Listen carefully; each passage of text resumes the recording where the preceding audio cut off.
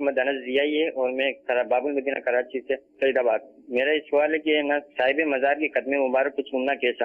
صاحب مزار کے قدم شریف تو قبر شریف میں ہی ہوں گے, تو ان کی قبر کے جو پاؤں کی طرف والا جو حصہ ہوتا ہے تو عام طور پہ اسی کو قدموں کا چومنا عرفاً کہہ دیا جاتا ہے. تو امام اہل سنت اعلیٰ حضرت رحمۃ اللہ علیہ نے اس میں علماء کے حوالے سے یہی بتایا ہے کہ ادب یہ ہے کہ مزارات اولیاء کو بوسہ نہ دیا جائے ادب کے طور پہ. ٹھیک ہے, اگر کوئی چوم لیتا ہے تو گناہ گار نہیں ہے. امام اہل سنت اعلیٰ حضرت رحمۃ اللہ علیہ نے اس موقع پر ایک بڑی پیاری بات ارشاد فرمائی کہ مزار کو چومنا, صاحب مزار کے مزار کو چومنا بزرگوں کے, تو اس کے یہ معاملہ جو نا ایک یہ داعی اور مانے ان دو کے درمیان موجود ہے. داعی سے مراد ایک چیز ہے جو طلب کر رہی ہے کہ مزار کو چوما جائے. صحیح. تو فرمایا کہ داعی ہے محبت اولیاء, ٹھیک, کہ اولیاء کرام کے جس طرح دست بوسی کی جاتی ہے ان کے قدموں کا چومنا بھی جائز ہے, مستحسن مستحب ہے, تو اسی طرح ان سے نسبت رکھنے والی کسی چیز کو چومنا, تو محبت کا تقاضا یہ ہے کہ قبر کو چوما جائے. ٹھیک ہے, لیکن ایک چیز مانے ہے, وہ یہ ہے کہ جب صاحب مزار ہوتے ہیں تو ان سے ایک آدمی چونکہ وہ حیات ہوتے ہیں تو ایک ادب اس وقت بالکل نمایاں رہتا ہے. وصال ہونے کے بعد پھر تھوڑا مزارات اولیاء پہ جو معاملات ہیں اس کو پیش نظر رکھا جائے تو ادب کی کمی ہو جاتی ہے. تو فرمایا گیا کہ ادب روک رہا ہے, وہ مانے ہے کہ نہ چوما جائے, اور محبت یہ دائی ہے, ابھار رہی ہے کہ مزار کو چوما جائے. تو فرمایا کہ اب اگر کوئی غلبہ محبت میں چوم لیتا ہے تو اس میں کوئی حرج نہیں ہے, لیکن ادب والی بات کو فوقیت دی جائے گی. تو مزارات اولیاء کو ادب یہ ہے کہ نہ چومیں, بلکہ فرمایا گیا کہ 4 ہاتھ کم از کم یہ دور رہے, اور ادب کے ساتھ مطلب جو دعا وغیرہ ان کے وسیلے سے اللہ تعالیٰ کی بارگاہ میں دعا کرنی ہے, اس طرح کے معاملات کریں.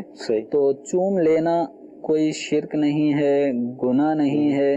اور اگر اس کی ڈیپ میں جائیں تو فتاوی رضویہ میں 9ویں جلد میں اعلیٰ حضرت رحمۃ اللہ علیہ نے تفصیلی اس موضوع پہ کلام بھی فرمایا ہے, اور ایک موقع پر باقاعدہ فرمایا کہ صحابہ کرام علیہم رضوان سے بھی نبی کریم رؤوف الرحیم صلی اللہ علیہ وسلم کے مزار پر انوار, اب اس وقت تو وہ جالیوں مبارکہ کے اندر اور جالی کے آگے بھی بڑی سیسہ پلائی دیوار, اب مطلب اس تک رسائی نہیں ہے.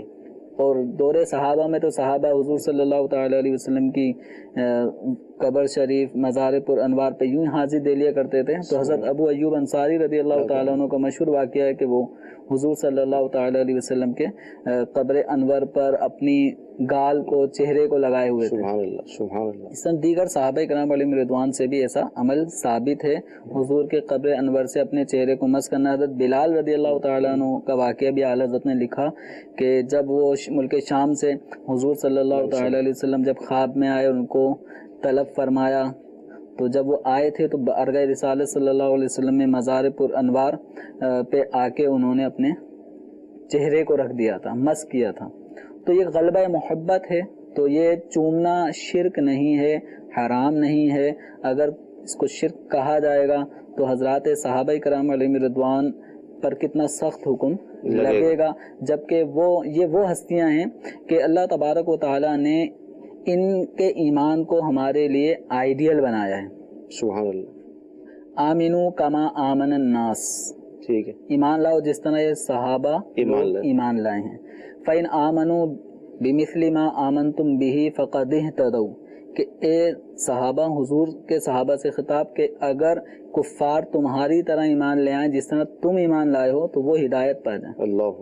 تو صحابہ کرام علیہم رضوان کا نبی کریم صلی اللہ علیہ وسلم کی قبر شریف پہ اپنے چہرے کو رکھنا, چہرے کو گال کو مس کرنا, یہ اس بات کی علامت ہے کہ حضور کے قبر سے اپنے جسم کو ملنا غلبہ محبت میں یہ شرک نہیں ہے. لیکن ادب چونکہ ہم میں نہیں ہے تو ہم اپنے اعتبار سے یہی کہیں گے کہ ادب یہ ہے کہ اس کو ہم ہاتھ نہ لگائیں, چومیں نہیں. چوم لیں تو اس پہ کوئی ایسا سخت حکم شریعت کا نہیں لگے گا. ٹھیک.